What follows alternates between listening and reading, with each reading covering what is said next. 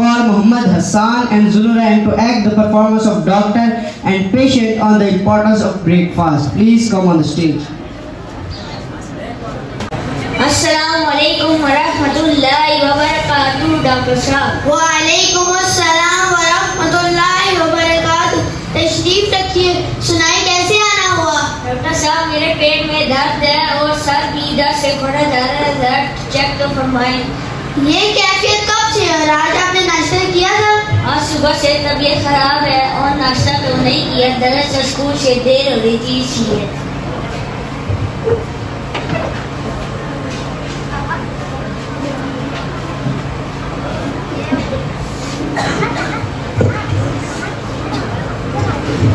आपका स्कूल में दिन कैसा गुजरा?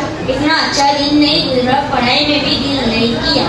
ये तबीयत नाश्ता ना करने के सबब खराब हुई। मेरी बात याद रखिए, एक अच्छा और सेहतमंद नाश्ता अच्छी सेहत के लिए बहुत जरूरी होता है, इसलिए नाश्ता किया करें।